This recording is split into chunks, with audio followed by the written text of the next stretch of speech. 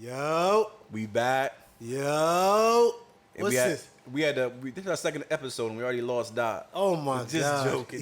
Yeah, he could have handled the heat, but he'll be back. He'll be back. Yo, first of all, I do want to shout out and start off by I appreciate all the love, man. All the feedback, all the text messages, DMs, just positivity in regards to what we doing, what we trying to do it. One time for the culture. I always tell my guys in the group chat, man, this is just us talking, and this is, bringing our group chat and all the laughs in there into real life. So I just want to shout out everyone that showed us love, man. And real quickly, we are not sponsored by Poland Spring. If you do want to sponsor us, I won't be mine, but it is hot, as you guys know. 97 degrees right now. Oh, my God. The summer is here. My guy, what up, You already know, dog. How's everything, man? I can't complain.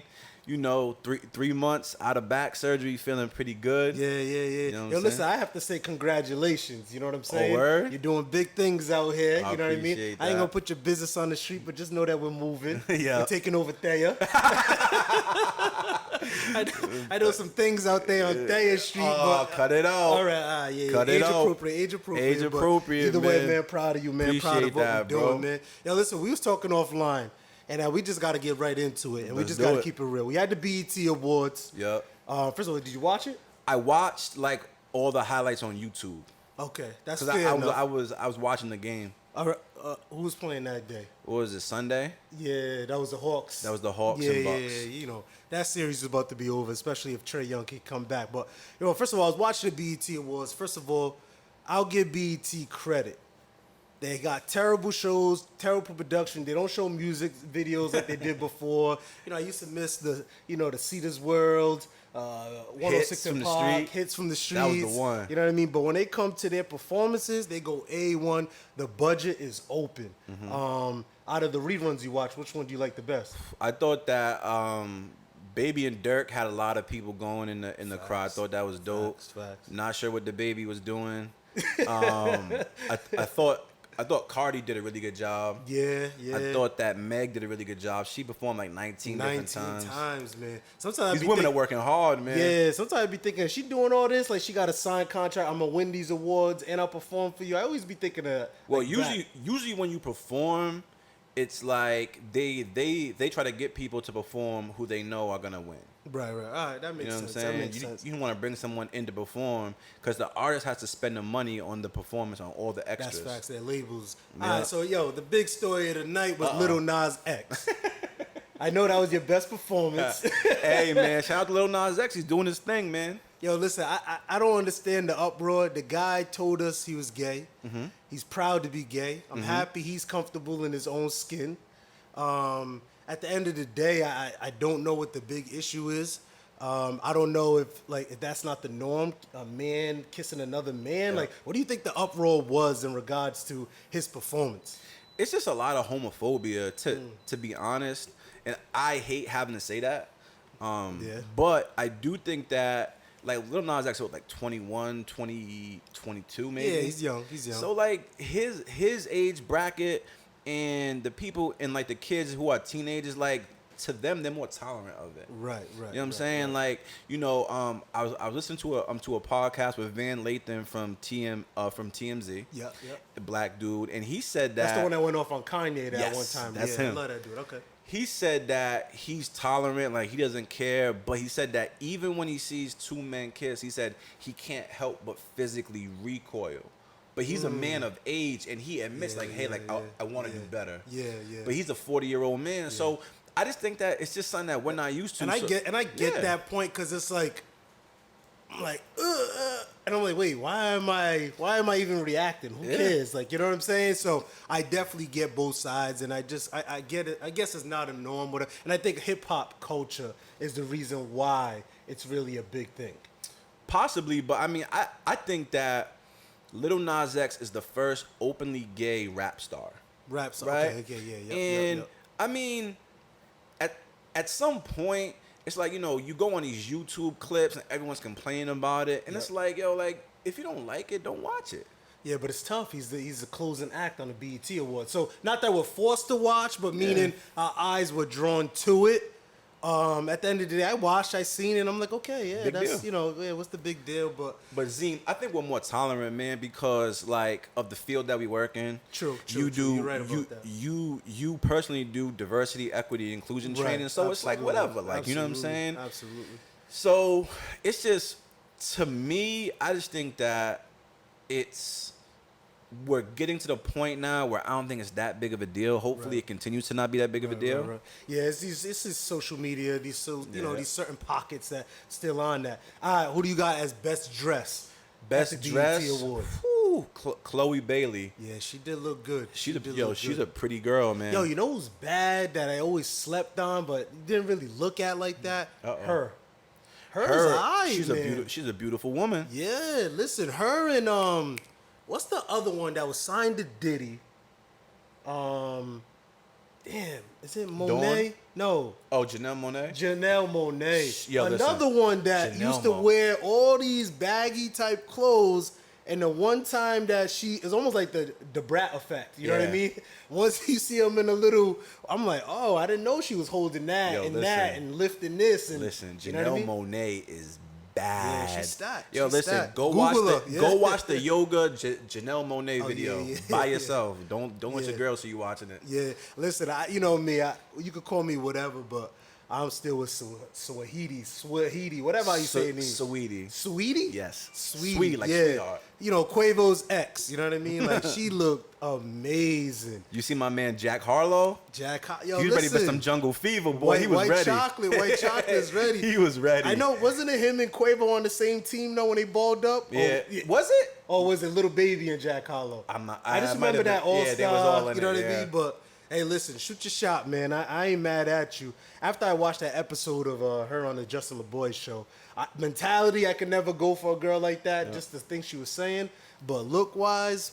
Well, I mean, in fairness, right? So all these dating conversations come up, especially when you have a podcast like with a guy like Justin and Quincy, and they bringing on JT and Young Miami. It's like they're Boosie. Yeah, yo, he's a Boosie's a wild boy. classic, yeah. He's a wild dude, man. But like that goes at like their way that they experience dating is just completely different than the way we do. Yeah. You're right. You know You're what right I'm saying? about that. Like little Uzi Vert could just give JT $100,000 and he won't even miss it. Right. When she told that story, I was like, damn.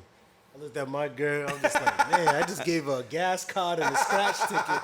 Like, there's levels to this, man. This is crazy. So, but speaking of that, all right, so one, like, I personally enjoy her music. I love her vibes. I love her energy. It's Benzino's daughter, Coi Leray. Okay. Yeah, all right. So she put out a few tweets last night in regards to the body shaming of her. And then I'm just thinking like, damn, you can't win in this industry as a female. Like, I really feel bad for the females in regards to Lizzo. She go up there, I'm comfortable in my skin. She's twerking what she got. She's wearing things that maybe they feel plus size women should not be wearing, but she does it. They kill her for it. Yep. Then we got Coi Leray, the same thing. Like, my body's natural. Yeah, my body may be like a little, no disrespectful, but she's very thin. You know what I'm saying? They hate on that. You got Sweetie. Oh, you got fake ass, fake tits, fake lips, fake hair, fake this, fake, and then they get on that. Where is the line when it comes to the woman body? This is why I can see why they're, mentally just messed up. Well, I mean, I would say this. So to answer your question, I think that's all different parties hating on these women. Okay. Like, you got people who are hating on Lizzo or fat shaming, for lack of a better term, making fun of her because she's fat. They don't think that's appealing. Then you got a Coi Leray, who's a very thin girl, but she's a very pretty girl. She You know what I'm is, saying? she is, Yo, yeah. and Lizzo's cute. She's not an ugly girl. Not an ugly, no, She's not not at all. she's not an ugly girl. She's big just a big boned, girl. yeah. So then you have a Sweetie. So they're all getting hated on by all different corners of the internet. Right? So I think that, for a young person like Coi Leray, these young women and men, the first thing they do is pick their phone up and tweet. That's probably how she felt. Like, damn, what do you want me to do? I'm skinny. Right, exactly. You know what I'm saying? So if I go get fake breasts right now, you guys gonna kill me. Something. If I go get a fake ass right now, you guys gonna kill me. Yep. It's like I can't win. Yep. So, but I could see, because she looks like a very confident female. Yep. Just the way, her videos, her her music, whatever. Instagram. But I could see it's deterring her. Because I always feel, if you feel the need to address something, that means it's affecting, the KD effect. Yeah, so let's take a look at something we used to argue about a lot, the Tory Lanez versus Megan situation, right? Yep. So I follow academics page because I got to stay relevant. I'm 36, like, I got to stay relevant. Right. If he posts anything, Meg Thee Stallion, everything in there is Marcus the Stallion. Look at this dude. Look at this dude. Look at that guy. Stop posting this dude at. Right. You know what I'm saying? Yeah, they're killing him. Yeah, so it's like a lot of these women, unfortunately, in music and entertainment, everything's based and they get judged off their looks. Yeah. You know what I'm saying? Yeah. So that's a tough pocket to be in. Yeah. Yo, I think the best thing to do is and it's hard because they're young. And that's what a lot of people don't get. Like, these girls are in their early 20s to take away the phone. Take away the phones for a little bit. If you're having an incident, so going back to Meg and Tory, if someone just took the phone away from Meg and said, hey, let's wait for the, you know what I'm saying? Yeah. And now she's putting her emotions out there. Coi Leray tweeting her emotions out there. And guys do it too. First thing they do is, when they're mad at someone, I'll pick the strap up. Yeah. I get you. And they post guns on Instagram. Right. Yeah, that's their version of venting. Yeah, yep. I get it. All right, so speaking of that, what is your preference? So we have the bottle girl type. Yep. We have the Lizzo. Yep. We have the Coi Leray. Yep. We have the Swahili. Yep. Then we have the her. What is your prototypical type? What are you going for? So my type is, I don't like. Here we go. America, we got him. We got him. We put the pressure on. I like a girl with a little bit of weight to her, not like overweight, but like thick. You know what I'm saying? Okay. So for the audience, you gotta at least give us a celebrity body type. You know what I mean? Type. Oh man, I think her is gorgeous. Yep. I think Chloe Bailey is gorgeous. Yeah. I think that I could do it. I love that. I like Nafisa Williams from Black Lightning. Okay. There's a lot of pretty girls out there. There's a lot of beautiful women out there. For me, I'm not gonna lie to you. I need some meat on my bones. I need something to keep me warm at night. And the thing about it, obviously, I've been with all types and shapes of women. So I'm speaking from experience. When you was in kindergarten, you had that fat girl chasing you around? Yeah, and she bullied me. She tackled me in the sand. I couldn't get up. She was gyrating on me. It was crazy. I'm calling Miss Tanya from Roger Williams Daycare. She wasn't caring, whatever. I always been handsome, so I always pulled that in. But I'm just saying, I think that's my type.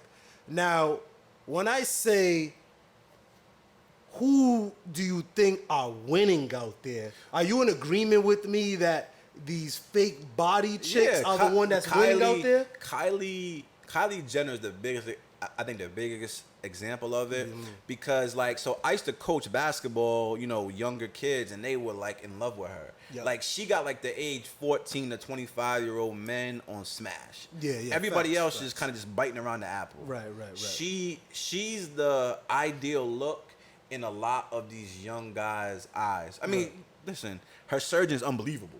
Yeah. But what about you?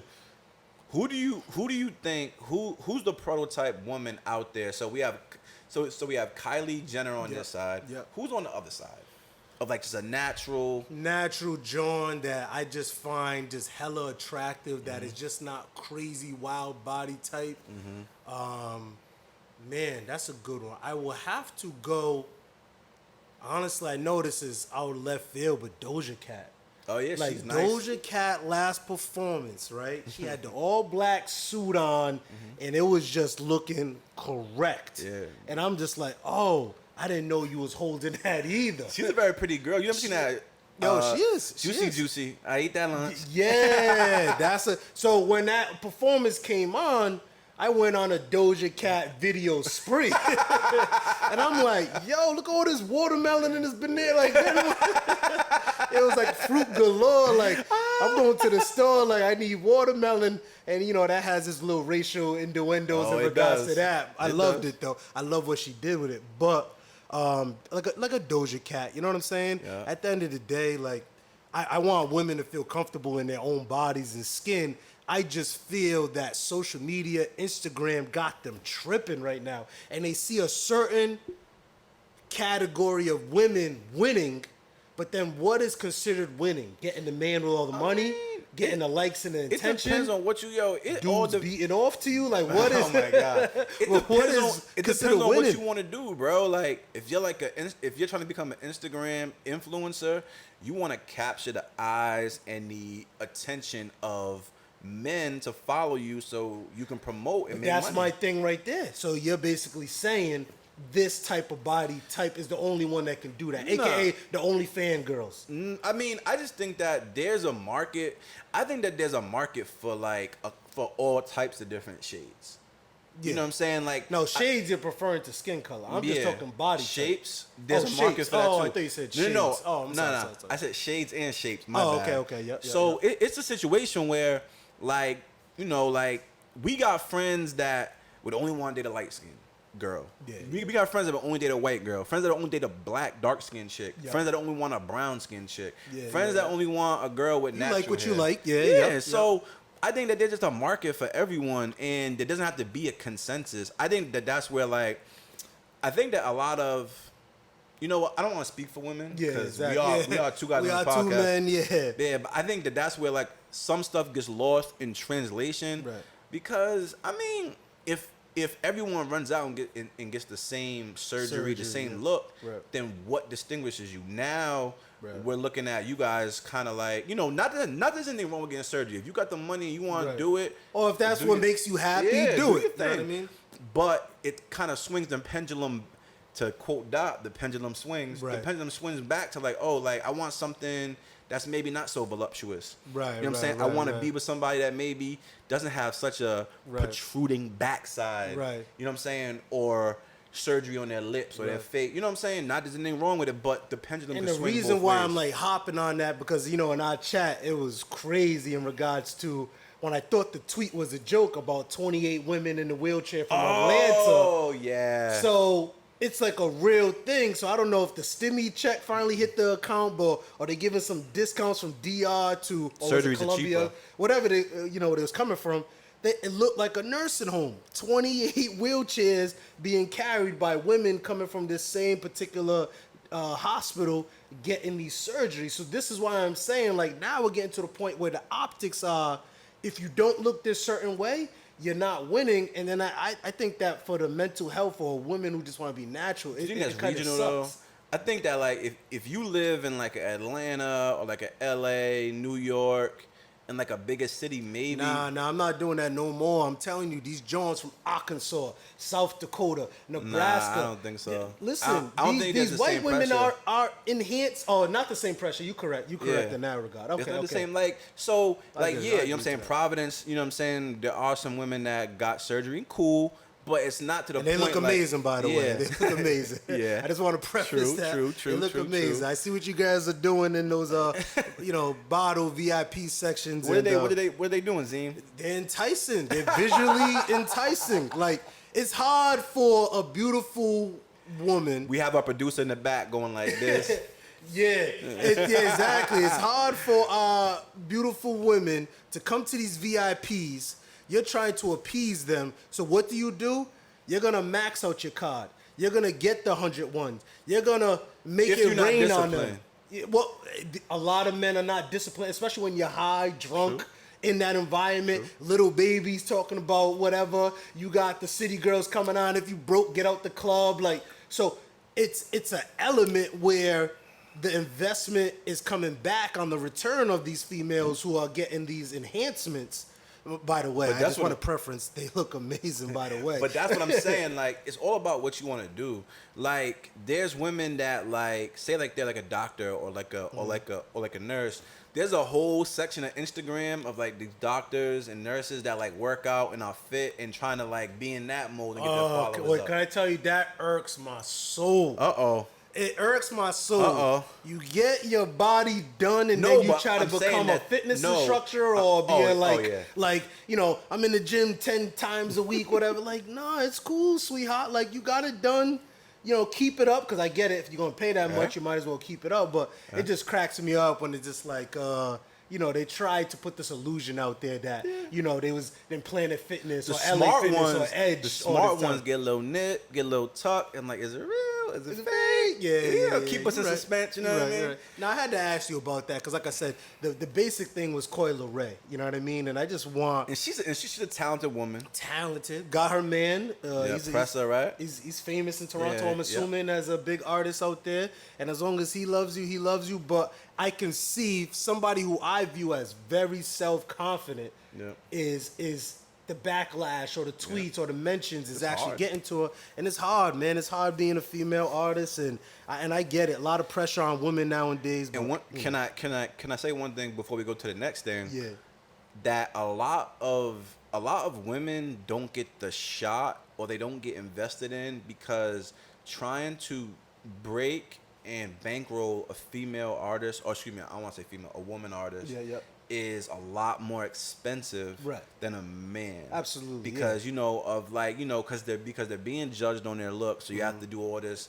They gotta have the makeup outfits artist, and the all that hairstylist. stuff. Whereas you could throw a little baby out there and say, "Hey man, you put a chain on him and say, hey man, go out there and white jump tee around." out, Mary jeans. Because we see how elaborate the Cardi B performance was, the Meg Thee Stallion, the City Girls. Right. Nah, you're right. Nah, I appreciate that. I just had to get that off my chest, man. But you already know, we're in the midst of these NBA playoffs, man. This is what everybody came for, the playoff talk. Yeah, the playoff talk. What's your thoughts so far? So right now, at this present date, we're going to put the pressure on the producer to get this out fast. So we're going to talk about, right now, it's 3-2 Suns. Yep. And it's 2-1 Hawks. No, 2-1 Bucks. Bucks. And they play tonight, Game 5, with the Trae Young Bone Brew. So let's start with the Hawks and the Bucks. Because one thing I want to say is, man, I think in the small group chat and the big group chat, I think I'm the staunchest Giannis defender. I'm not a huge fan of him, but I do like him in the sense that I think he's the 2021 Shaq. Okay. Like, not as dominant. No, well, dominant in a different way, because you can't be what Shaq was in current times. You know what I'm saying? Because of the way the defenses are. The way the defenses are, you can play zone.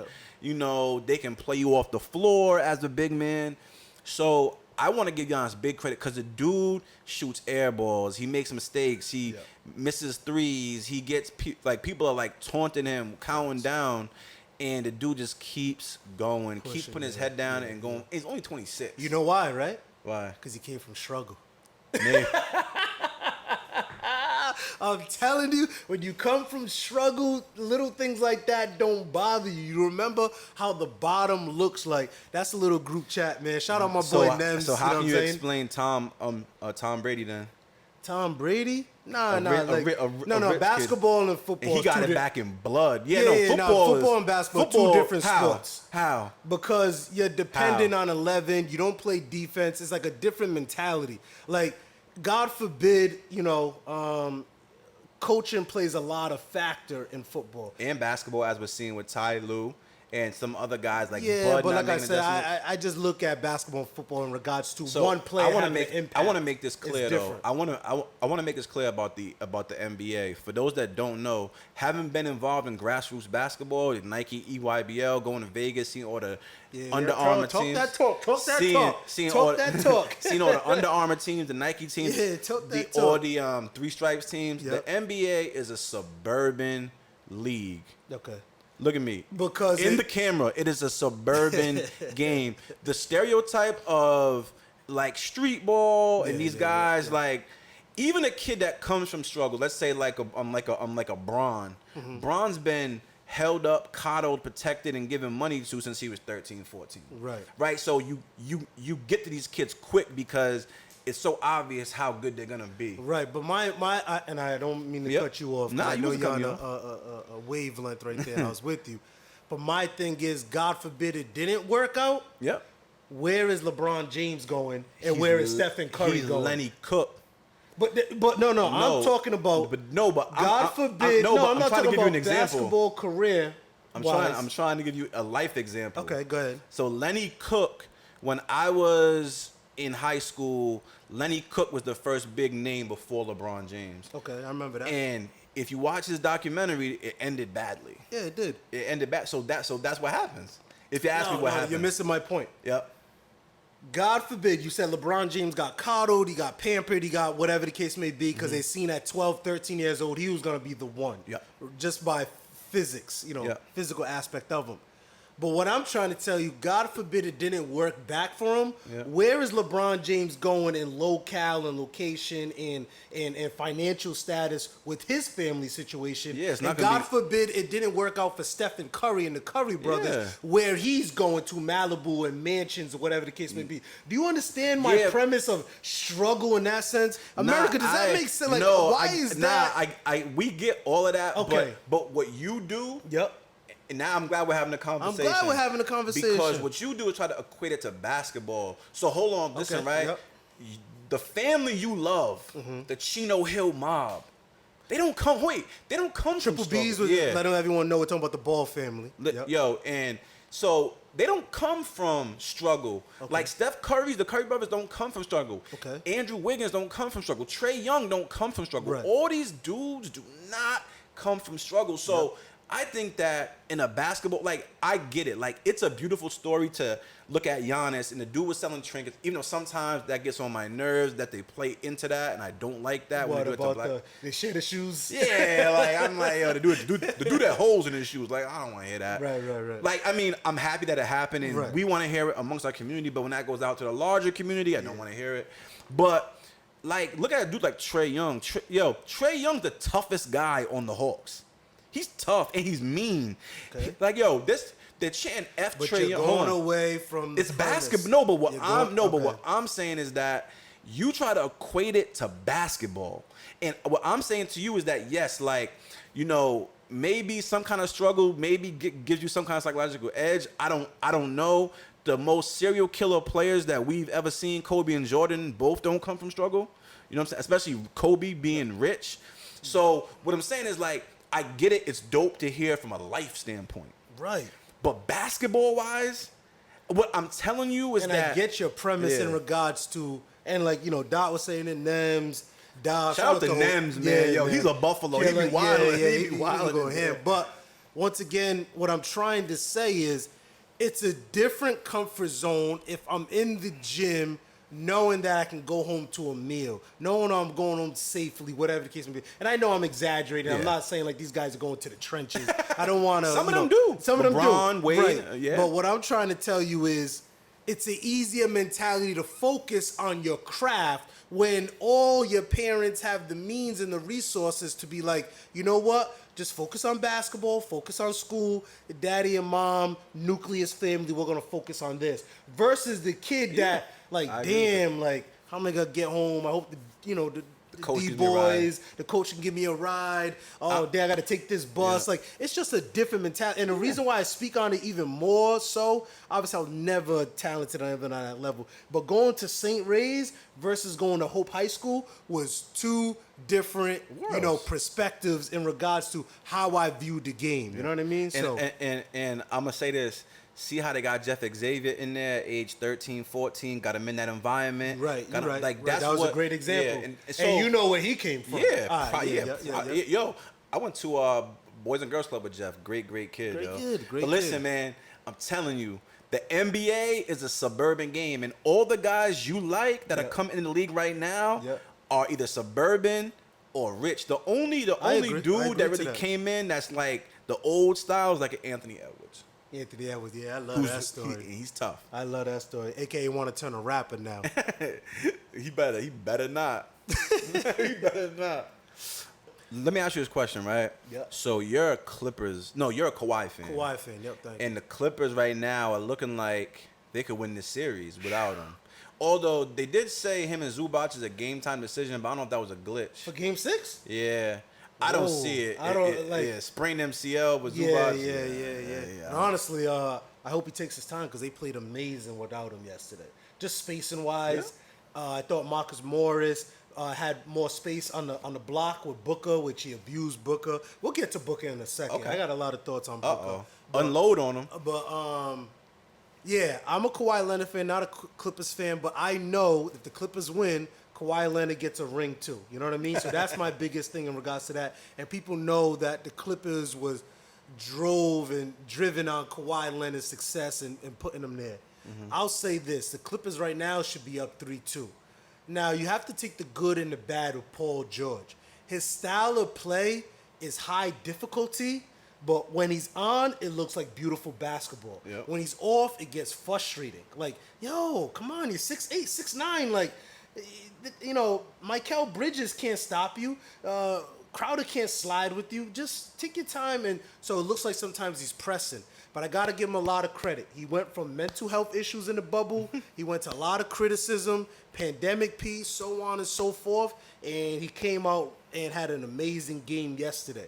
Now, the scary thing about it is he dropped 40 between Jackson and Morris. They dropped their 40. And that's a lot asking them to duplicate that again.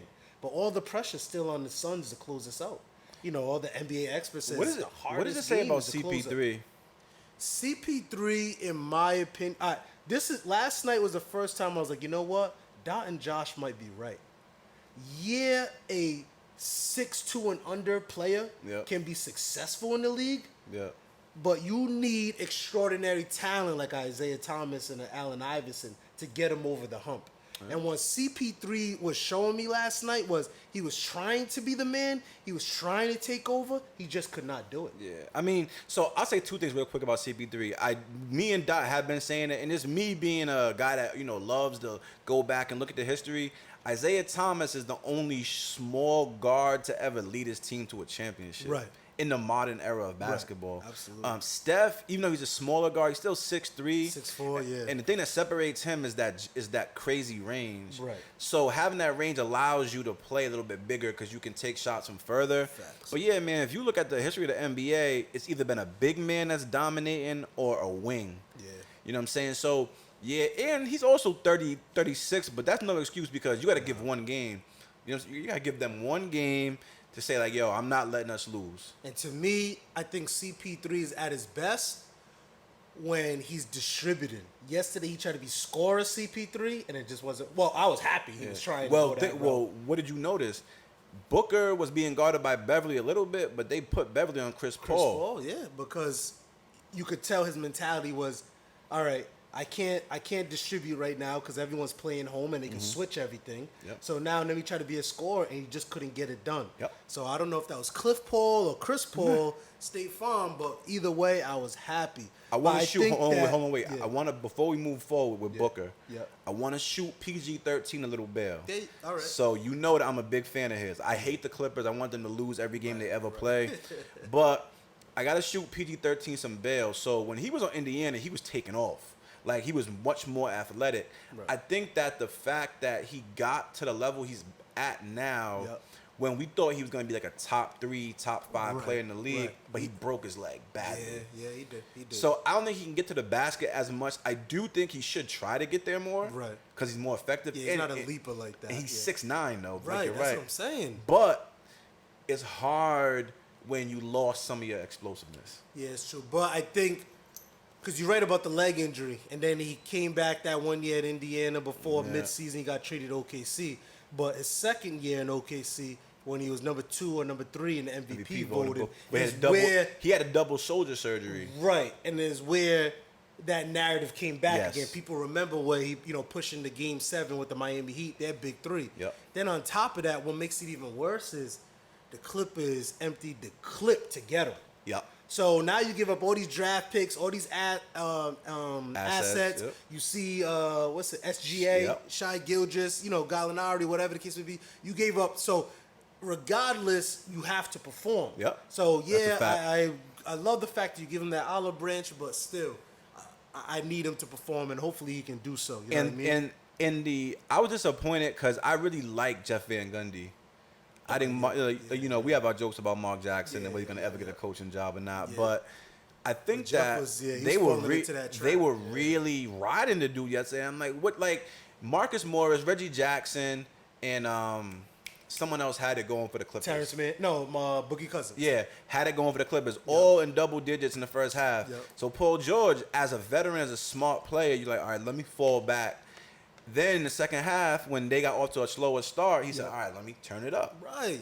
I don't understand, like, if that was any other player, like, say if that was a Kobe Bryant doing that, they'd be, oh, he's so smart. Right. But that was a LeBron. Look at how he's using his teammates, letting guys. Right. So I didn't like that point. And that was the first time, and I brought it up, too, Yeah. because that was the first time I'm like, damn, maybe ESPN does send out a memo, like, this is the narrative for the night, because they wouldn't get off of it. That was my thing. Say it once, but then they just kept hopping on him, and then when I seen him bust a Yui, I'm like, well, Mark had an agenda, I feel like, because he started early. I'm like, he had 11 points and 6 rebounds. And when he said it, he was 5 for 8. It wasn't like he wasn't shooting or like it was. I didn't it was get bizarre. it. It was bizarre. But And so let me ask you about Devin Booker. So you obviously know I'm a Lakers fan. Yeah. Kobe Bryant fan. Yeah. I don't get the baby bean comparisons. I think a couple of things. Everyone is documented. Yeah, Kobe Bryant did take him under his wing, talk to him, try to influence him, give him some tips and tricks in regards to the mentality of the game. But stylistic-wise, I'm sorry. Devin Booker only has 2 moves, right? Yep. And it's now it's being figured out what those 2 moves are. They figured them out halfway through game 2. Game 2, exactly. And my thing with Devin Booker is, now I'm starting to notice he is trying to get superstar, megastar calls without doing anything yet. And he's taking himself out of his own game, right? And I've seen it a couple times where, first of all, in the last 3 games, he has 6 offensive fouls. Wow. So that's letting me know, first of all, Pat Beverly's doing an amazing job. Strapping him to sleep. Secondly, he has no fluidity in his game. I hope I said that word right. In his game to get to the spots where he wants, where he's trying to force his way. Yep. And now I'm noticing, first of all, he's not a great 3-point shooter. Nope. His mid-range is okay, but I'll still take DeMar DeRozan's mid-range game over him. That's just me personally. No, I think he's a little better. I think he does have a good mid. I think that's his good. calling card. Yeah, that's his. Yeah, but it's nothing like him and DeMar to me, like give and take. And DeMar's more athletic. And I noticed he's not that good of a fit. First of all, he's not a leaper. Nope. And I noticed, obviously, I'm so fixated on the Currys, the Dame Lillards, the Kyrie, the James Harden. They know how to finish at the rim. Mm-hmm. He is trying to finish through you. He has no finesse game. So he needs to work on it. He's still young. I'm not getting on him like that. But once I started hearing that Kobe thing, I started viewing him in a different lens. Like, oh, maybe I could see it. But nah, he got a long way to go. And I see why, he didn't make the All-Star team at first. Yeah. Because it really was CP3 that's really giving them the go in this game. Yep. Don't let that first game, that triple W, which it was a great game by him, fool you. CP3 really is the heartbeat of that Suns team. So let's talk about Booker, and then I want to bring it to a larger point about the Clippers. Yeah. So let's talk about how I'm just so surprised that Devin Booker is letting a smaller guy guard him like that. Like, there are times where a guy like Beverly could get under you, and if you're trying to, like, drive from a three-point line to the basket, like, it could be trouble. But, like, Booker has a little post game. He does. He got a little mid-post game. He does. Yeah, Kobe Bryant at age 24 was already a 3-time champion. Right. And he was a physical freak. Right. And he had, like athleticism. Yeah, Booker is not soft. But Kobe would elbow you. He'd shoulder you. Right. He would, like, put the ball in your chest, and then he would dog you on defense. Yeah, that's facts. So Kobe Bryant dunked on every big man you could think of, except for Shaq. Right. He dunked on Yao Ming. He dunked on Tim Duncan. He dunked on Dwight Howard. Like, he dunked on all these dudes, and he would go at your rack, bro. Right. Like, he would have made it a point to go bang on Zubac. Right. So I don't see it. And so then about the Clippers. The larger point about the Clippers' success is showing a few things that highlight their success in the playoffs highlights a few things for me. One, I was wrong about T. Lue. I thought he was an coach. He's been coaching well. Amazing. Shout out T. Lue, man. Secondly, it's showing that there's a huge difference between a star and a star all-star and a superstar, break that franchise down player. So we love Spider Mitchell. Yes. We love Book. We love CP3. Yep. We love all these dudes. Yep. But if Ty Lue could be the Bill Belichick of basketball, ain't no scheme to keep LeBron from doing what he wants to do. Right. Or Kawhi, or KD, or Steph Curry, or Giannis. You know what I'm saying? Now Giannis, not the Giannis from 2 years ago. Yeah, I feel if you're a top five, like you can't stop Dame Lillard from getting to what he wants to get to. You know what I'm saying? So I'm looking at it and I'm like, Donovan Mitchell's a nice player, not a superstar. Booker is a nice player, not a superstar. CP3 at this point in his career, it could be argued whether he was a superstar or not to begin with. Not a superstar, because if you watch the games closely, Patrick Beverly's guarding them, but they're shadowing them a little bit with that second dude. So, and it's just showing me that that you can be stopped by a scheme, and true superstars you can't scheme them. Yeah, I agree with that. So speaking of Ty Lue, first of all, shout out Ty Lue, man. Listen, 10-2 in elimination games, that's impressive. But let's talk about a lot of these coaching hires that has been happening. Yep. Right? So obviously we got Chauncey Billups. Congrats. He went to the Blazers. We got Udoka with the Celtics. Yep. We got Rick Carlisle to the Pacers. Yep. Who else? Jason Kidd to the Mavericks. Jason Kidd to the Mavericks. Yeah, that was another big one. And we're still waiting on the Pelicans and Wizards. Still on the Pelicans, Wizards, and Orlando. I think that's the last three. Yeah. So, which one surprised you the most, and which one surprised you the least? Man, I think that the Rick Carlisle coming back to Indiana. I think that's a good. I think that's good for both parties. Yeah. The Chauncey Billups, now that he's going to Portland, if Dame leaves, even if Dame's there, I don't know if that's a great job. Right. I just that's a team that's just going to be stagnant because of as long as you got the pairing of CJ and Dame and injury-prone Zach Collins, who was just reported he refractured his what today? His foot again. Yeah. So whatever. That's the situation. But my fault. Continue. I think that Jason Kidd in Dallas is interesting. I think that Dallas's issue is more of a front office issue. Like they got to get Luka some talent in there. There's talent. Nah. If you look at so we had a debate about Trae Young and Luka. Yeah. I think that most of the guys in the group chat were more so leaning towards Luka. Why though? Because they said size. 6'8" versus 6'1". As you can see, you just said it earlier about CP3. Yeah, but I feel.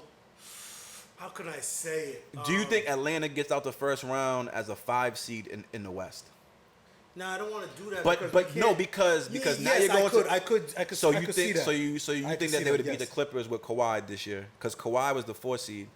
Yeah, but you're just saying the brackets of what it is today. I'm just saying overall, looking at that roster has talent. They have young pieces and talent. They beat the Knicks, who everyone was slurping early, with the Randall and the potential coach of the year. Actually, Thibodeau was. Yeah. All right. Then the next round, where I don't think that was the biggest. I don't think the Knicks series was like a big surprise. Well, according to just Knicks just can control the narrative because it's the Knicks, just like it's the Lakers. But then we go to the second round. That was impressive. Yeah. So do I think the 76ers and the Clippers are on the same level? Yes, I do. Talent wise, potential wise. I don't know. I'm just going off. If you look at the ancillary parts on the Clippers, bro, they're winning, they're winning without one of the best 3 or 4 players in the league. Yeah, but then again, you're the same one that said the Suns are not even that good. They're not. So you're not telling me no, nothing. but they beat Utah with Kawhi Leonard. Actually, they won the last two games without him. Yeah, all right. So here's my thing, right? I think that since AAU, I love Trae Young. Yep. But Luka is a dude that can bring you a championship. He can, but can we factor in the other things? Which is? The coach left you. Yep. The GM left you. Yep. Porzingis came out, said that he's frustrated playing with you, yep. and there's so many words. Josh Richardson has said the same thing recently as well about Luka. So those are like, I don't want it to become, and no disrespect, I'm glad Dot's not here, the Melo effect, where Melo started getting his reputation and no one wanted to play with him because of his style of game, which is the style of game that can win you a championship that you're talking about. But then again, it's at the detriment of the team. So regardless of all this wonderful things we've seen from Luka, even though it was against the Clippers, which is just to me, he lit the Clippers on fire, facts, and that's facts. He played, the fact that he could play Patrick Beverly off the floor, but Booker can't. You could show that there's levels. Yeah, absolutely, there's levels. Woo! So when I say that, is just more of why. At the end of the day, I did pick Luka because of the longevity of what he has done. His showing. Trae Young just did this one thing. We'll see next year. Think about this. I'll tell you how delicate everything is besides the injuries.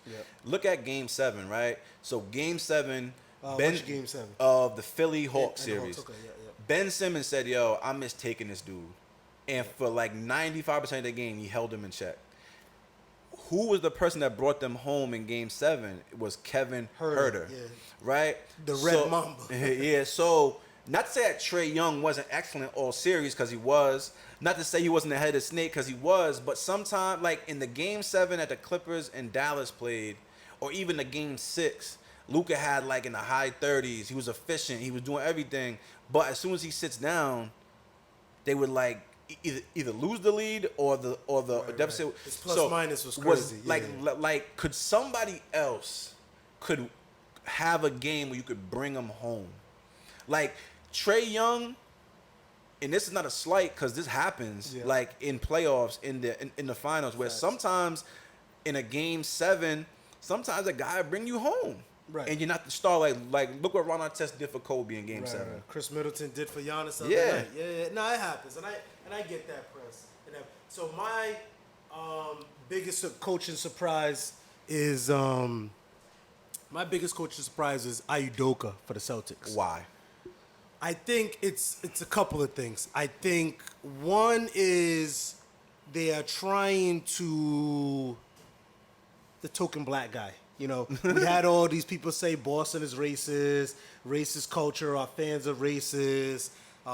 Kyrie and that whole big incident. And Marcus Smart said, which was crazy on his part, but he did that. So I don't want to take anything from Udoka, and thank you for bringing Nia Long closer to me, one of my all-time crushes since Fresh Prince of Bel-Air.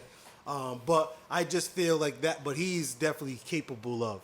And then another thing is, which I do wanted to speak on, and I was going off in the chat, is I hate the fact that these black coaches getting these opportunities and these black players are just opting out on them. Yep. You know what I'm saying? And I know it's not personally them. It's more of the situation. But obviously it makes me think of James Harden, what he did to Silas in Houston. Because he's thinking he's coming to a great... Wow, I get to coach James Harden. And then he presses the button out of there. And then obviously Billups with potentially Dame Lillard might do that to him as well. Yep. Then I'm just thinking like, damn, no one wants to rebuild. Well, this is what Doc Rivers didn't want to do with the Celtics. This is why they traded him to the Clippers during that time. So it's just like, damn, I don't know. So I think that this round of hires, I think that the black coaches got the best jobs.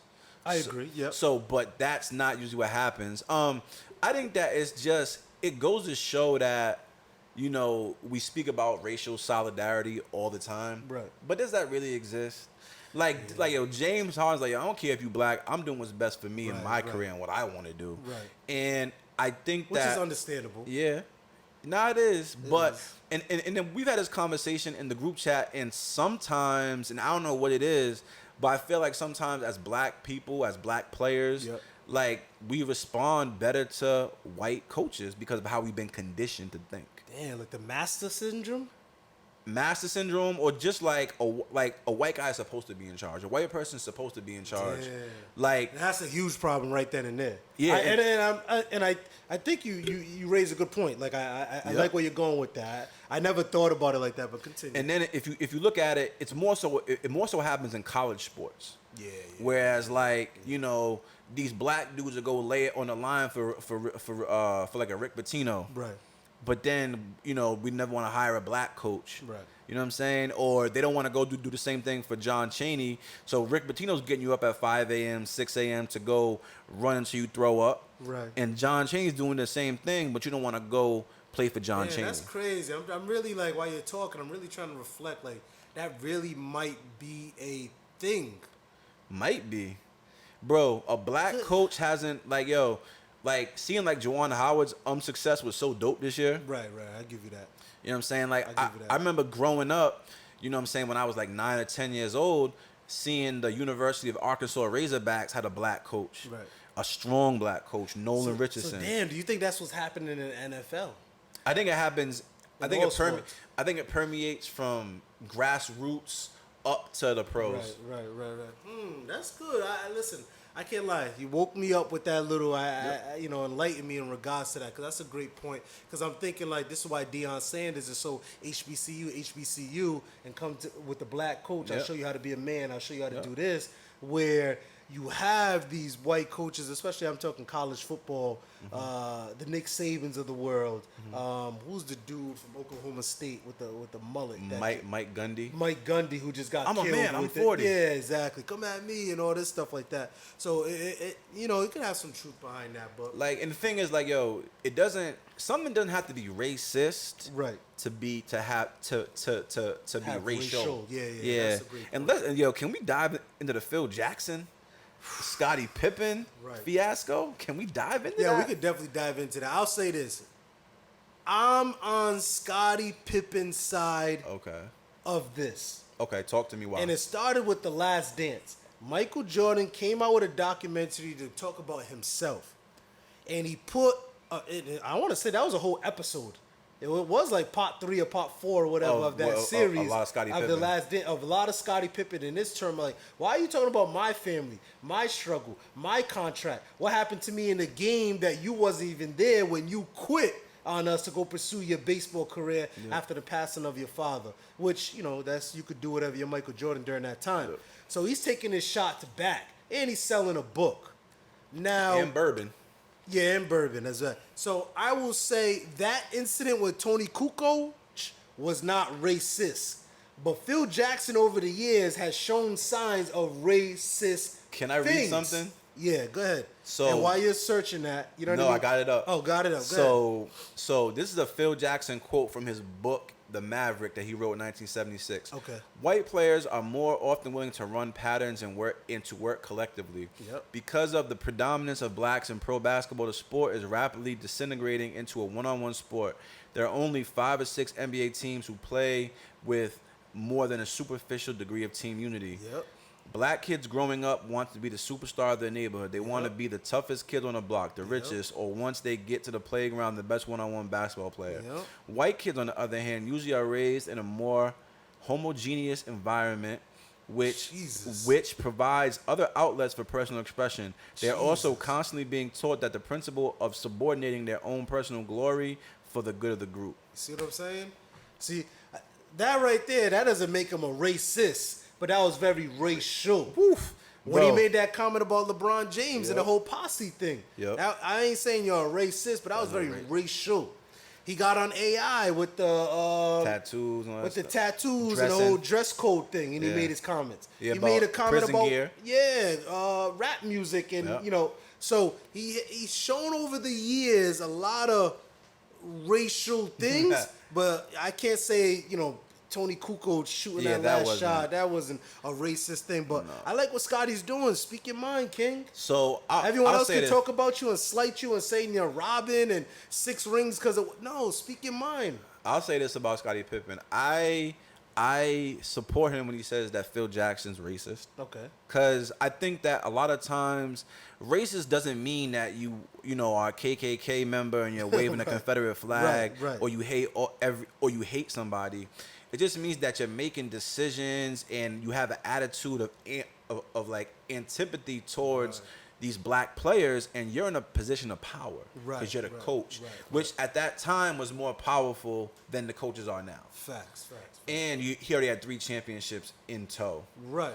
So I love it, Scotty. Keep it up, Scotty. But I'll say this about Scotty, man. Like, So first of all, Scotty sat down and did all the interviews for The Last Dance.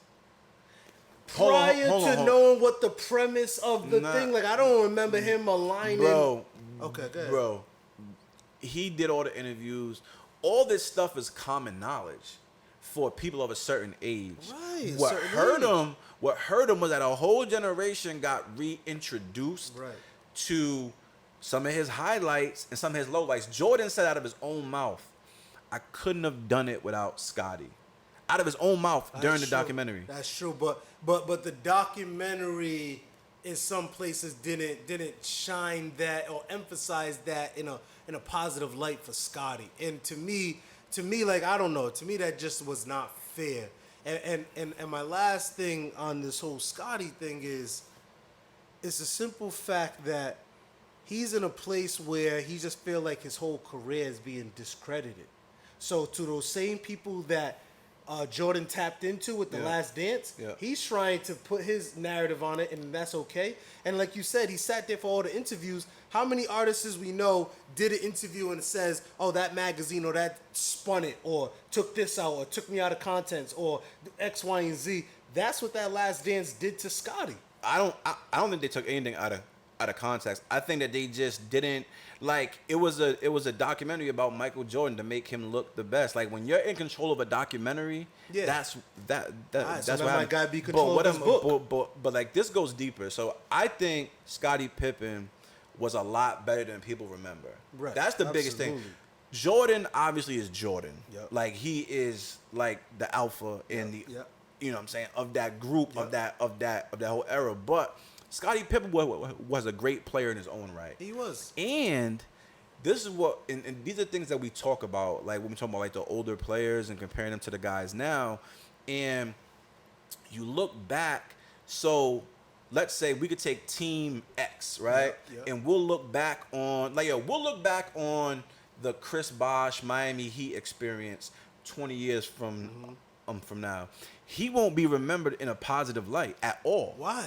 He won't, because him and K Love. You think? No, him and K Love. All the documentaries that'll come out about the time when our kids are running around and they're gonna be like, "Oh, Chris Bosh, like Bosh Spice, you know what I'm saying?" So, like, we have to be very careful when we start talking about these players from these far gone eras. Like, you know, is history gonna be kind to them?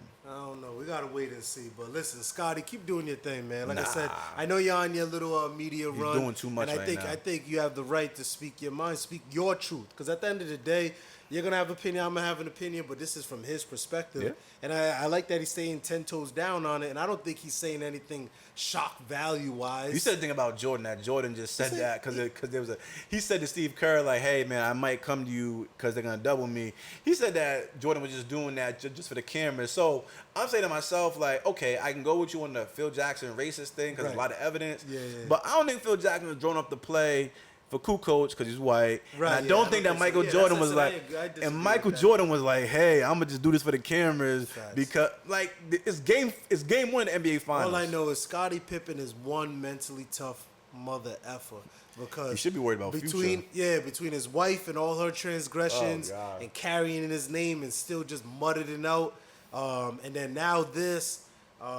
Shout out to Scottie Pippen, just man. another one who took advantage of that country bumpkin. But Scottie ended up making a lot of money in the NBA. His next 2 contracts. I just want to put But didn't he go bankrupt? Did he? Yeah, I think because he bought a private jet. Oh, I didn't hear about that story. I don't know. You had to send me that Fact link. check. Yeah, I'm gonna have to Google that. Remember what happened last time? You didn't believe me. Yeah, I still owe you that money. I definitely still owe you that money. I'm gonna add it to this studio fee. So, yo, real quick. Okay. Breaking news. The next versus battle is Bobby Brown and Keith Sweat. Wow, that's elite. That's elite. I can't front. I gotta bring out the Kango hat for that one and the vest. Man. But I just had to. And then another breaking news. Oh man, Trae Young is out for Game 5 today. Giannis, let's go, man. Let's get this ring, man. At the end of the day, I don't want to hear nothing. There was a bubble ring last year. We can have the injury COVID ring this year, man. Let's get it. Yo, we're not going to be back on schedule till not even next season, the season after that. Why is that? because they're gonna start normally. They're gonna start when they would normally start the season next year, but the finals aren't until July. Usually they're over by June. So these dudes are playing deep into right, and the Olympics as well. Yep. I think they always All right. Yo, I'll be interested to see how these 4 teams that made it to the conference finals do next year. I believe that all of them have the potential to be out in the first round next year. All of them, but well, it depends on if Kawhi stays. I honestly think they almost the didn't Bucks get are out. going to get better. They almost didn't even get out this year. Right, yeah, that's true. That's a great point. So we'll see. The Bucks are good because they're in the East, maybe. Yeah. But I think that Atlanta, the Clippers, and the Suns especially, Right. might be in trouble. Because I don't see the Suns opening up the bag for Chris Paul. 37-year-old, you want to give him another 2 year, $90 million? I think he's worth it. I would give him a 2-year max. Just because. Optic wise, What else you gonna do? Yeah. And you gotta pay Cameron DeAndre Payne Ayton. like that. Yeah, that's what I was thinking. He's coming up. Yeah. But yeah, man, like yo, I've been seeing so much stuff in the news. Like, I listened to a Kwame Brown YouTube. Yep. When he was talking about black men and our place in the social justice movement. Yep. What is our place? And I think that sometimes as black men, we get looked down upon. That's a fact. By people outside. That's a fact. And by people inside. Explain the inside. Clear up that inside. I see people say that black men are the white people of black people. Black men are the white people of black people. So we have all the privilege. And that a lot of other groups within the black life and the black experience are struggling to get to where we are. But sometimes, so obviously we're referencing black women, right? Black women, also our trans brothers and sisters. Okay, yep. And you know what I'm saying? LGBTQ, yep. We can't forget about them. Yep. All right, go ahead. Now I'm with you. I follow it now. So what is our place? Because sometimes I feel like there's an attack coming on all fronts. All right, and I know we had this discussion, like a long, extended, heated argument prior to this, and this is when, I'm not saying that you guys were attacking me, but trying to educate me in my thoughts, and AKA the OJ, you know what I mean? I'm not black, I'm OJ. I'm not black and I'm OJ. And then, as a black man, let's call it is what it is, you know what I mean? I work in the educational system, where all my colleagues are Caucasian, right? I coach baseball, where, for an example, last weekend I was at an event and I was the only black coach out of like 12 teams. Wow. You know what I mean? So I get that premise, and then I find myself in the sense of, do I change the way I act? Do I act professionalism? What is considered professionalism? And why can I not be myself and deem it not being the right way? I was having a conversation with kids like, yo, we're at a point where people think white is right. Do you understand that little correlation? Yep. That acting white is only the right way to be.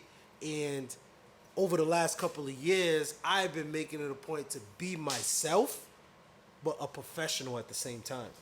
Yeah. So I view it as two things. You get upset with black men when we do, excuse my language, niggerish things. People do get upset, yeah. Right? Then you get upset at a black man who thinks or tries to change. Tries to assimilate to the white culture. So, like, damn if you do, damn if you don't. Where's the balance? Because either way, we're getting killed. Now, this whole new thing that you're telling me about, because I didn't watch that Kwame Brown thing, I didn't know that. That was shocking to me how he spun it and how you explained it. Yeah. Because I'm like, damn, is that a thing? Well, I think that there's a big... The one thing is, like, as a man, you never want to stamp out feminism. You never want to... Just like you don't want to stamp out people being pro-black or pro-Latinx or pro-Asian. Like, you know what I'm saying? Do your thing, represent your people. But I do think that there is a problem between black men and black women a lot of animosity. Where does that stem from? I think that Is it because I know? Sorry to cut you off. Yep. I know for a long period of time it was black men going outside of their race to start a family, to date. Oh, just to go date. I'm not even going to start a family, to date. And then that was a big hullabaloo, yeah. right. And so Well, I now think we're that's talking part of it. So now we're not only talking relationship wise. Now we're going education. Now we're going jobs. Like, where does it end?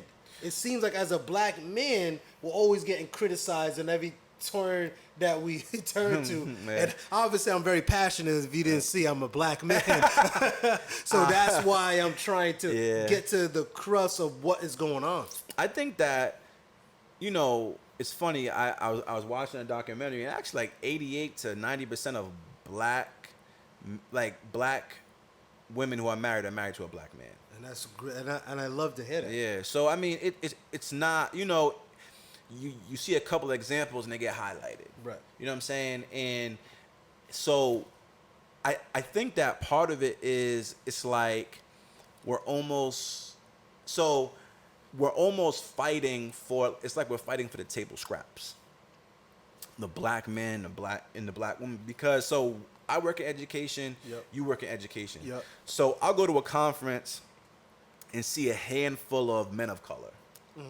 And we're talking about, like, I'm considering like black, Southeast Asian, Latinx, you know what I'm saying? So, but you see a lot of women of color. Yeah. Right? It's just beautiful to yeah. see. Yep. Oh, yeah, of course. And so if you look at the education levels, black women are educated more so. More so, right. And I think that... They have the most college debt, too. I read that somewhere, too. Yes, that is. But go ahead. True. I get your presence. Sometimes that's what happens with, you know, when you get the education, got to get the debt. Right. And I just think that a lot of times, like the jobs that men had in the past, like you know, coming up, like, you know, as far as like working at HVAC and working with their hands, being plumbers, electricians, our black boys are being steered away from that. And those are lucrative careers that can support a family. Facts. And so, you know, now that everyone's going to this narrow liberal arts thing, now it makes the pool smaller of dollars and jobs and opportunities. So it's like we're almost fighting each other in terms of, you know, for these office jobs, for these corporate jobs. And if you're working in a place of business, you know, there's times where they'll hire a black woman because they rather deal with a black woman than be dealing with a man who's more threatening. Or in reverse, a black woman will maybe even get the job but get shitted on because everything that she does is being put under a microscope, and they're saying she got an attitude. She doesn't work well with others, and that, you know what I'm saying? So start labeling her. Yeah, it's like it's we know and we're taking on both fronts. Talking points. So where's our place in the social justice, black empowerment, for lack of a better term, Black Lives Matter movement? Where is our place? I think our place needs to be just being examples. Now, my thing is, what I learned a long time ago, you know, it's an old proverb. You can bring a horse to the water, but you can't force that horse to drink, right? I could show you the way. I could lead you the way. I could show you right. And then my biggest thing right now, my big sticking point is I want to be representation, right? When I go into these meetings, I'm just like, I make sure I carry myself in a certain way, first of all, to let my colleagues know that I'm educated and I can handle myself and conduct myself. But then also letting my student population know, like, no, look, African American can be successful and in these education pockets and teach you and still can be cool, Mr. A. You know what I mean? And I think that's where I find my balance and why I'm so successful. But when it comes to, and this goes back to my OJ thing in regards to, I don't want to be looked at as the black vice principal no more, or the black guy, right? I just want to be looked at as Mr. A and he can get the job done, right? And I think with this whole DEI thing, that's the narrative that I'm trying to change. And that's with Caucasian, Latinx, Asian, LGBTQ. It has to come to a point where we got to stop labeling things and take it for what it is. Now, I can't be the Cape Crusade for a million black men. And I think with Kwame Brown, like I said, I didn't watch it in full, so I don't want to take him out of context or put words in his mouth. But we can't start labeling these people who get to these certain areas and have them speak for everybody. Because I can't speak for everybody. Does that make sense? Yeah, black people are not a monolith. Yes. We don't all think the same. We don't all think the same. But let me push back on you a little bit, right? Just for the sake of discussion. So when we were talking about the O.J. Simpson thing, I think that was more so a case of O.J. completely excommunicated himself from the black community until he got into turmoil. Until he got into turmoil. Then he's at every black church. Right. You know what I'm saying? So put the Kente outfit on. And like I think it's I think as a black person, just as a person in general, it's good to have friends of all shapes, sizes, walks of life, colors. Cool. But for instance, right? When I used to talk about the college crusade where I used to work, I said that everybody in my life, whether it's my friend group, whether it's my dating pool, whether it's who I'm in a relationship with, all could have been college crusaders. That's why the mission just naturally resonated with me. Right?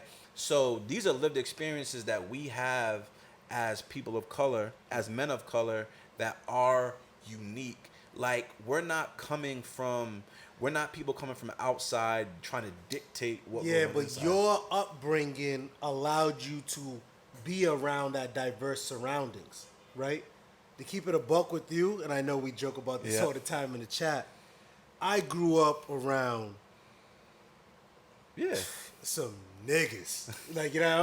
I just gotta say it like that, where I wasn't open or knew this new world until I went to St. Ray's. So that happened to you in 9th grade. Yeah, that happened to me in 7th grade. Okay. It's the same thing. Like, I was playing Holy Name. You know what I'm saying? I was playing East Side Rec. Like, you know what I'm saying? So it just happened to me at an earlier time in a more diverse. No, not diverse. Even a more pronounced level because of PCD versus St. Ray's. And, at least you had some people. It's Shout out my Pawtucket people that pulled up over there as well, Washington Podcasts. And I get that premise and I get your thought process in regards to that.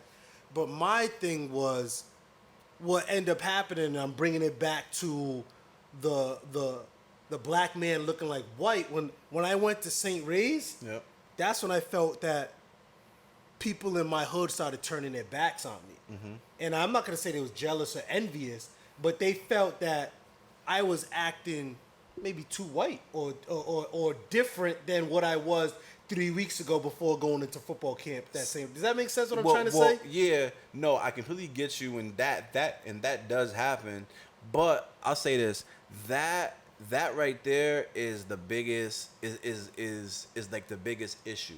Whereas like black people, especially up here, because there's really no black community in Rhode Island. There is none whatsoever. So like we don't support. Now listen, I'm sorry to cut you off, but we don't support each other like the Asians do, like the Cape Verdeans do, like the Puerto Ricans do, the Dominicans do. Like we don't have that, and I mean this in a positive way. The closest thing I see that to some type of unity like that is like the Perry family. Well, yeah, because they're the biggest family on the side. But I'm saying in the sense of Zeem, I don't want to misconstrue that. You get what I'm trying to say? Yeah, but that's where like you got to provide context. Okay. So like, remember that thing I sent you guys yesterday about these thriving black cities being completely destroyed. Now I'm just talking about Tulsa, Oklahoma, but like Central Park. In the water around Central Park, used to be black neighborhoods, thriving black neighborhoods, and we can go all the way from New York to Florida, all the way to California. So I hate the argument that the Asian community sticks together, or this community. The reason why I hate that argument is because we were the first ones here. And we built our neighborhoods. We were sticking together, and they did everything possible to destroy that. I agree. So that's facts. So there's that, and then I'll just say, man, like it's tough because I can imagine like you getting on the bus to go to Saints, do some Chaz looking at you like, oh, look at this dude, man. Who's he think he is? Because the problem is that like a lot of black people feel like in order to be successful, you gotta be closer to whiteness. Right. You have to be around it. White is right. And Yeah. I agree. And listen, you're preaching to the choir. And I think that was my biggest thing with OJ and that whole thing and my premise. Because it's hard to say it in the group He chat did what too I'm much. thinking. He did do too much. But his mindset was, yo, I'm going to USC and being me. Don't call me black. Don't label me. I'm OJ. I'm me. He did do a lot of ass kissing, whatever the case may be. But he went there and was like, nah, I'm the man. Give me the ball. I'm the star. I'm this. I'm that. No, F you, white dude. Don't call me a N-word or whatever. That's what that clip. That's what it was. Nah, bro. And you guys' premise was he turned his back on he completely divorced himself from the black community. Yeah, there's a huge difference. Yeah, and that's what I'm saying. I separate from that. Okay. But I love this mindset of I want to walk into a conference like you did. Yeah. And no one's labeling you, oh, this is Josh Carrera from EP, the African American who just got the brown job. Why just can't you be Josh, whatever the case may be, and not a demographic or a stat? Because it's just... That's not the way the world is, No, right? because, yeah, it's not the way the world is. Like, people see you and and they automatically are making assumptions. We do it. We do it to each other. Right, we do. Right? We make assumptions like... So, I'll give you the perfect example. So, when I went to PCD, I was coming in with the mindset, all these kids are rich. Whether they're, you know what I'm saying? And it was interesting to find out, you know, I'm 12 years old, 13 years old. There's white kids on scholarship? Right. There's white kids. They call it financial aid. Yeah, this white kids getting financial aid? Really? Right. And I'm assuming, so you come in because it's such a strange place and you're young and you learn, like, yo, like one of my friends at PCD, remember we saw him out at Da Vinci one night. Yeah, and he bought us all drinks. Yeah.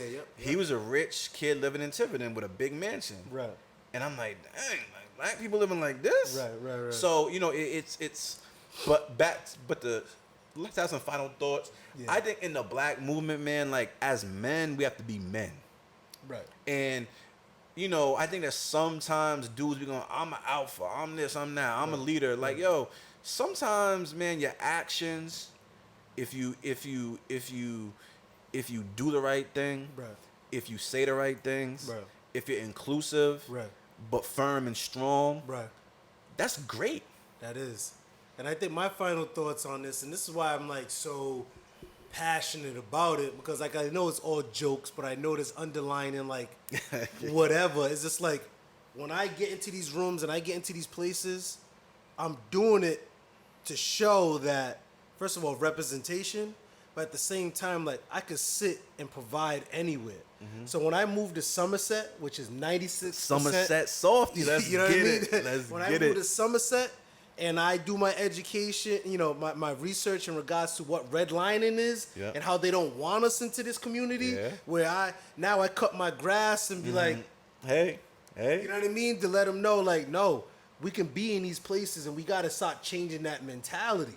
That's my biggest thing. So when I go into these conferences and these boardrooms and, doing DEI and social justice talk in front of these, Caucasian teachers and faculty and staff, I let them know where I come from. Yep. I let them know how I'm privileged to be here and the struggle I came through, and I'm talking from experience. And see, and what you you feel said me about, on that though? Listen, I'm about to pay you a compliment.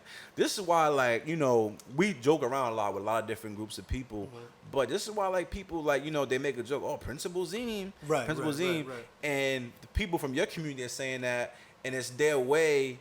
It's their own convoluted way of saying, man, like, you really doing it. Yeah, no, I get it. Yeah, I you know what I'm saying? That. Facts. Like, no, that's facts. And me personally, I understand that the position that I'm in. Right. I understand the position you're in, right. and other guys that that's in our friend group. Right. I understand the position I'm in. That's why I'm like, hey man, like I wanna go to this place. I got a new job and I want to do well. Right. That way they're like, all right, we can bring in another one. No. And another one. And another one. Yeah, but they got to be the right one though, because sometimes you bring guys in then, and sometimes like your own people let you down the most when you give them the opportunity. Facts. And it's so crazy because even speaking on that, Dwayne Clement. Shout out to Dwayne. Shout out my guy Dwayne. He hit me the other day. I was actually bringing my dog to get what they call it, spayed or neutered, whatever. Spayed and neutered, yeah. And he hit me up and was just like, yo, Zeem, I just seen on Facebook. I'm so proud. And we're talking about all the crazy crusade stuff I did. The Colombo hit me up next. So it's just like, those are two dudes that, like, you know what? I don't want to let down. Yeah. Because they gave me the opportunity. They put me in a position to be a professional and learn the ropes, even though I was acting wild at Crusade. No comment. Yeah. But no comment. I end up learning those and just keep elevating. So in the black movement, I think representation is the only way I can do it. And don't close the door. And don't close the door. I'm trying to bring others with me without it feeling and like... you have. I have. But without feeling some type of way. But it is what it is, man. Listen, at the end of the day, they're going to label it whatever they want to label it. But did you ever... Let me ask you this. I know we're getting close on time. Yeah. Do you ever feel that pressure of, like, you don't want to be considered the Uncle Tom? Yeah.